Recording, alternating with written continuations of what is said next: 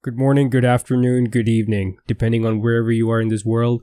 My name is Haroon. And my name is Darb. We welcome you to our podcast, Voice of the Time. Today we're going to discuss about the Black Lives Matter and a brutal killing of George Floyd that took place on May 25th. Some of the facts that we should all be educated about is George Floyd was brutally killed on May 25th by an officer in Minneapolis. Since then, there have been numbers of protests all around the world. In action to that, our president, Donald Trump, has enacted the National Guard in 24 different states. 17,000 of them have been deployed, and 11,000 arrests have been made throughout the nation. Much more grimmer fact is that 18 protesters have died, which the media have failed to cover and failed to show the world. They have been targeted by rubber bullets, by tear gas, by just use of excessive force.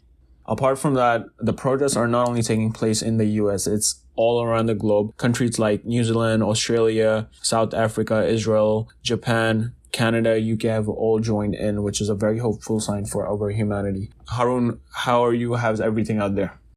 Thank you very much, Darb. Everything's been pretty much okay. I've been in my house since March the 18th. I've been working from home ever since this pandemic, came up. Apart from that, I was not really shocked to hear about George Floyd's death. Personally, I've seen such, force from the police quite often. And, to be honest with you, I wasn't that surprised. But the thing is that prior to George Floyd's death, if you see the amount of black people dying in the hands of the police over the course of years, it has gone up. I knew for the fact that something was going to come up after Ahmaud Arbery's death. I knew something was going to happen, and whatever happens next is going to blow up. And that's what happened with George Floyd. Like I said, all for just a $20 bill. He was pinned down to the ground by this officer for almost 9 minutes. Absolute brutal. Like I said, this was a murder. It's awful to see something like that still happening in this day and age. Like I said, I wasn't surprised when this happened, but I'm surprised how this has blown up all over the world in terms of protesting and, all of that. And also, that $20 bill was not even fake. Turns out it was a real bill. I don't even know where we stand. To me, that officer who's in jail right now, I think he deserves more than that. George Floyd was dead within 3 minutes. Why do you still have your knee on him for another 5 minutes? You can hear him speak. You can see that he's not breathing. You can actually sense that he's not moving. Why go through all that? What is going through your head? I just want to know the psychology that is taking place in your brain at that moment. I'm just so curious what evil thoughts you are having in your head. This is a human you're standing on. Especially when that person cried 3 times, I can't breathe, I can't breathe. Like I said, you have to be a psychopath for not to listen to those words and just go on with whatever you're doing. Like I said, that guy was mentally unstable for sure. In my opinion, he never deserved to be a cop in the first place. When I was growing up, I was told the cops were, there to help you, to serve you, help your community to be safer and all. If cops are going to be handling such situations like this, how are we going to trust cops in the end of the day? The thing is, if you look at where they're trained, they're actually most of our officers, and a good part of their training comes from foreign countries, one of them being Israel. The way, since Israel has occupied Palestine for a very long time, and the way they deal with those people is the same way they're teaching our officers to deal with our citizens. So they're not really being trained to protect the citizens. In a way, they're being trained to harm and brutalize and just treat humans in a way that is not just acceptable.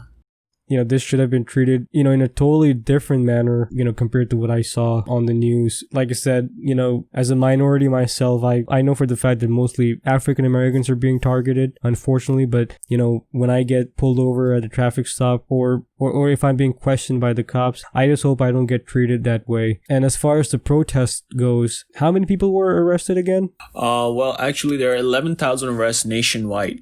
So that's a big number. And other thing is, there's no doubt that the police brutality that black people go through is unparalleled. No other race goes through such suffering as those people do. So it is inevitable that such brutality leads to killings. We have seen protests break around nationwide. Here in New York, I can tell you that last week was a disaster. There were high-end, expensive stores being looted and burning. Yes, there were peaceful protesters out there with good intentions trying to bring a positive change, but they weren't getting a lot of news coverage. Most of the news coverage that you see and people see nationwide is just looting and burning, which really does show that bad apples get more attention than the good ones, which I also don't agree with. There are a lot of people out there saying that looting and burning is justified. I don't see how it is. Yes, it does bring a lot of attentions. It does bring eyes. It does make a lot of noise. But in long term, I don't think it's a good solution. And I think peaceful protest is the way to go. It sends out a more powerful message.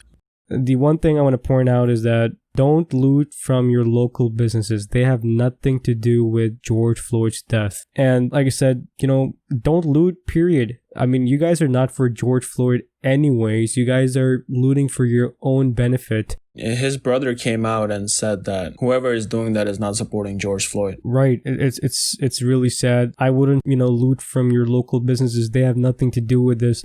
They're just trying to support their family. You're looting a small business is like murdering a family, I would say. That is what I think. I have seen actually some footage on Twitter where a shop owner was being beaten up, and that beating eventually led to his death. And this was all recorded in a video where people were trying to loot his shop and he was trying to defend his shop. And that led to people beating him up, and he died right then and there. And it was very disturbing to see. That is crazy. People should wake up. That's not the way you make your voices heard. There are a lot of people saying that it's all conspiracy theories. What you're seeing in the videos might be just a police officer and they're trying to beat him up, and then they're saying, oh, it's a shop owner. So there's a lot of conspiracy theories going on out there too. You really don't know what's going on until you are right there and have all the facts.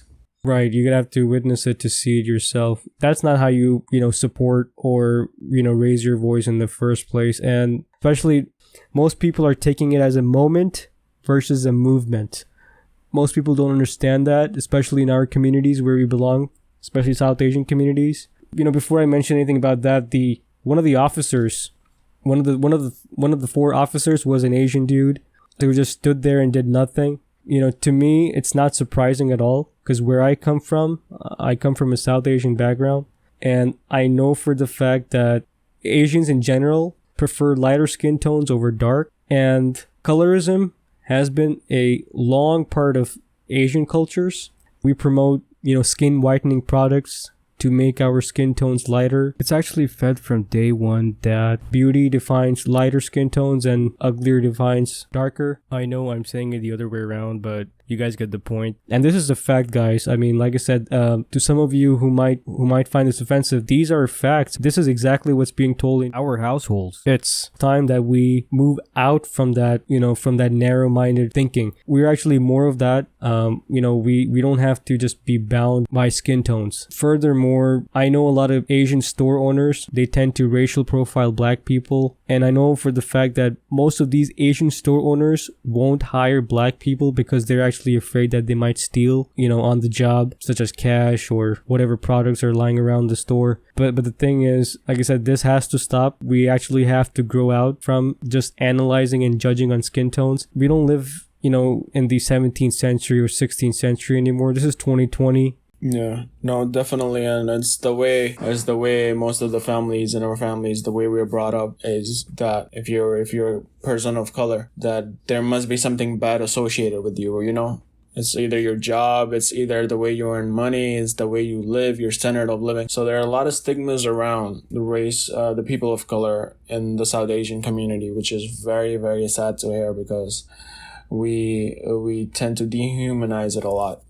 Not only that, I've seen people posting images of black colored backgrounds and all that stuff to support the movement. To me, it doesn't make any sense. People who are doing that is just, they're just doing it for the moment. I don't think they're supporting, by just posting pictures of black colored images. Like I said, it doesn't make any sense to me. If you guys want to support Black Lives Matter movement, there are tons of resources you can search on. Support your black owned restaurants, support black authors. Like, I've actually personally read The Warmth of Other Suns, by Isabel Wilkerson. Very good author, very good book. Support your black-owned bookstores. Listen to their podcasts, such as 1619, The Nod, Seeing White, basically podcasts which are very essential.